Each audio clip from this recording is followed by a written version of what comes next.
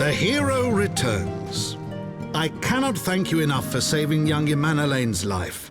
Aye, he told me everything. I've also received letters from both House Zamail and Durandare praising your conduct, and that of House Forton. You've won us much honor, my friend.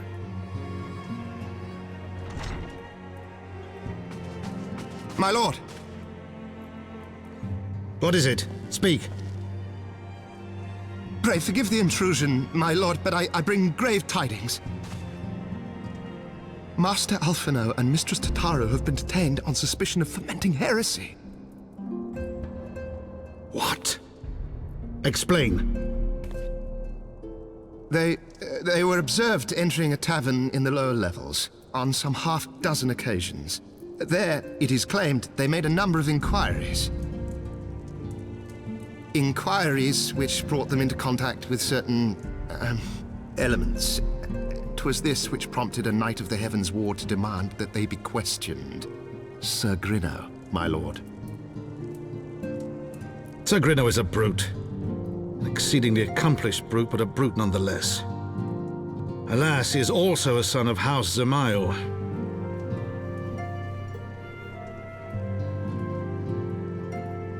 How quickly we forget the petty nature of men. I'd wager your friends are no more than pawns in another of my countrymen's games. Such is the way of things between the high houses.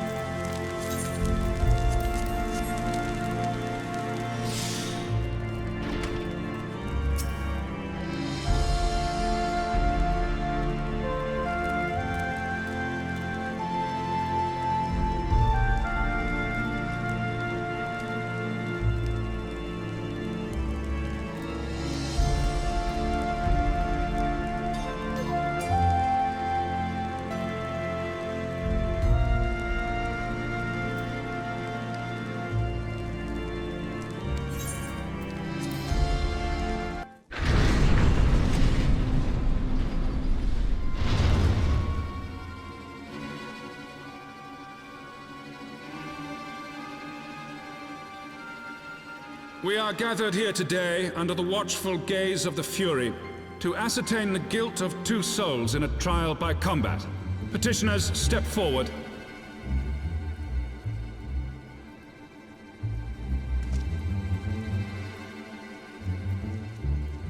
Sir Grinno, for the benefit of all here present, I would ask you to repeat the charges which you have leveled against this man and this woman. I, Sir Grinno de Zemile, brother of the Heavensward, did bear witness to these 2 foreigners consorting with heretics.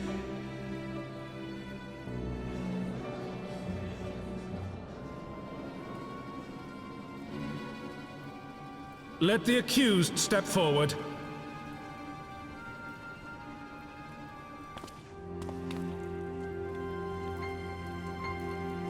Alphinaud and Tataru, you have heard the charges leveled against you. Will you take up arms to refute Sir Grinno's claim, and thereby prove your innocence in the eyes of gods and men?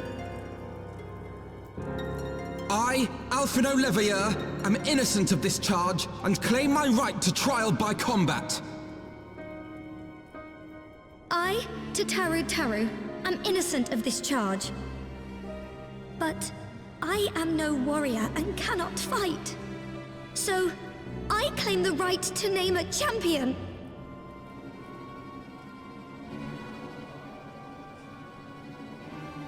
To the old and the infirm, the young and the weak, this right we allow. Very well. Who will stand for this woman?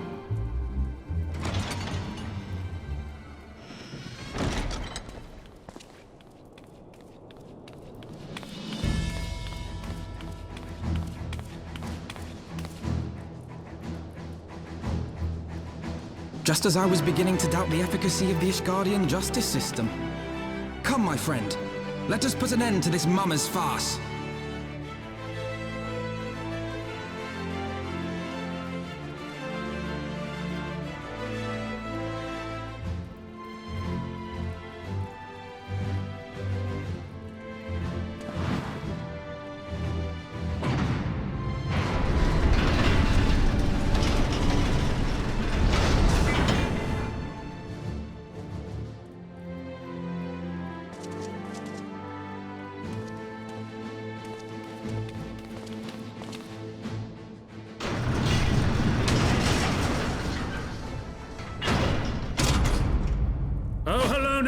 Render unto us your judgment. Raise up the righteous, and cast down the wicked.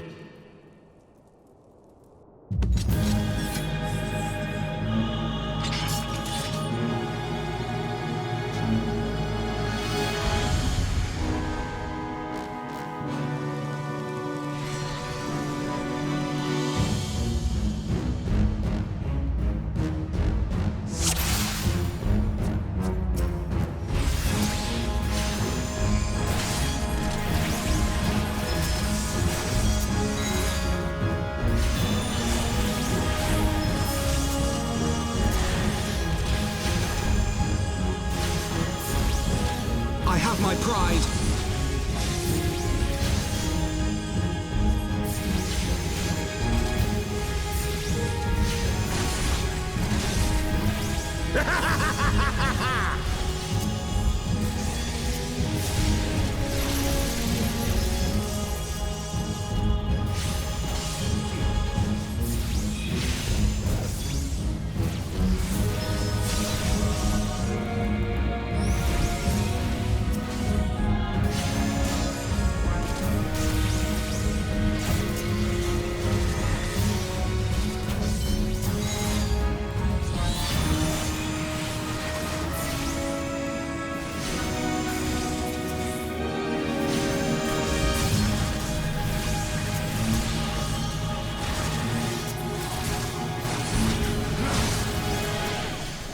I've got you now.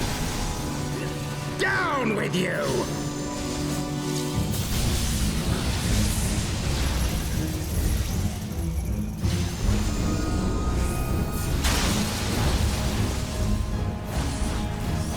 This isn't funny.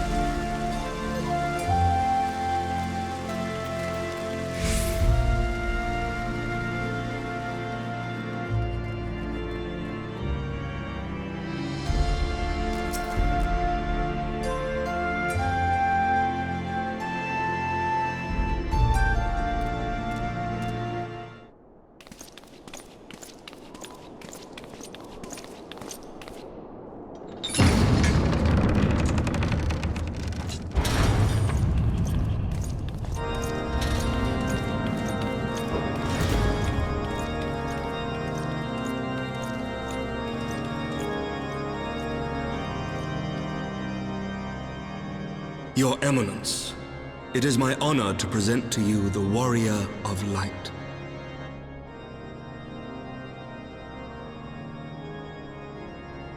I have heard the tales of your many grand endeavors. The Lord Commander has also been most effusive in his praise. I am Thorin VII, Archbishop of the Ishgardian Orthodox Church, and I bade you come here that I might offer my personal apologies. You will forgive me for not calling upon you as courtesy would dictate, but as you can see, my more sprightly days are long behind me. But I digress. Your companions were wrongly accused of heresy and subjected to gross indignities. This, I am sorry to say, was the result of negligence on the part of our nation's protectors. Negligence born of an excess of zeal. Is that not so, Sir Zephyrin? Yes, Your Eminence. Regrettably, it would appear that we of the Heavensward were in receipt of erroneous information. Sir Grinno has ever been headstrong. He pressed charges before the truth had been ascertained, for which I most sincerely apologize. An unfortunate misunderstanding born of an earnest desire to serve Ishgard, but one which should never have occurred. For who could doubt the character of those who bested Shiva and drove the Horde from the steps of faith? Not I. That much is certain. That will be all, Sir Zephyrin. I would speak with our guest in private. Your Eminence?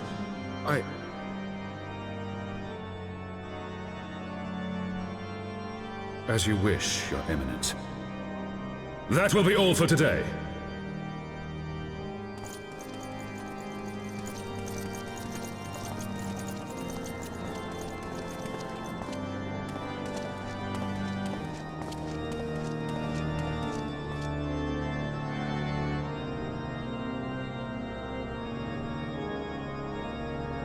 Privacy is a luxury rarely afforded one in my position.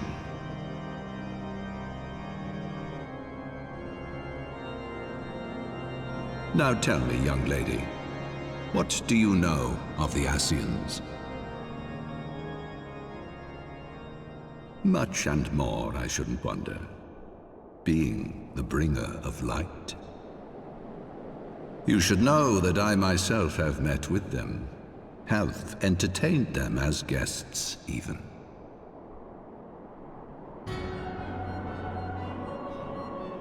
Those harbingers of chaos and strife offered us power that we might continue our war against the dragons. I have no intention of aiding their cause, of course, nor less of being their puppet. Yet, were I to refuse them outright, I should learn naught of their true objectives and remain powerless to stop them. Thus have I hearkened to their words with interest and paid lip service to their beliefs, biding my time and preparing for the inevitable conflict. And why do I tell you this? Because there is naught in this world they fear more than the power of the Warrior of Light. If we are to rid ourselves of these vile interlopers, we must need work together. With our combined strength, I have faith that we can wrest Eorzea from their grasp and pave the way for a lasting peace. Think on it.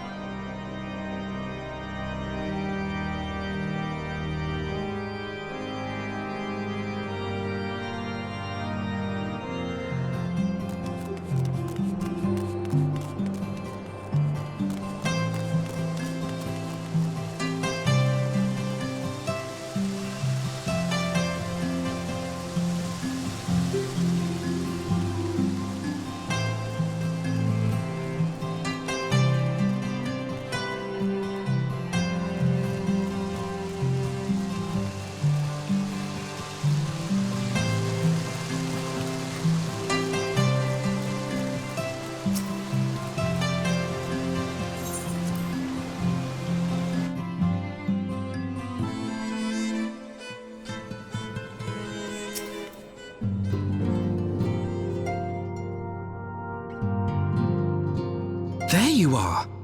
I confess, I was more than a little concerned when I learned that you had been summoned to the vault. What did they want with you?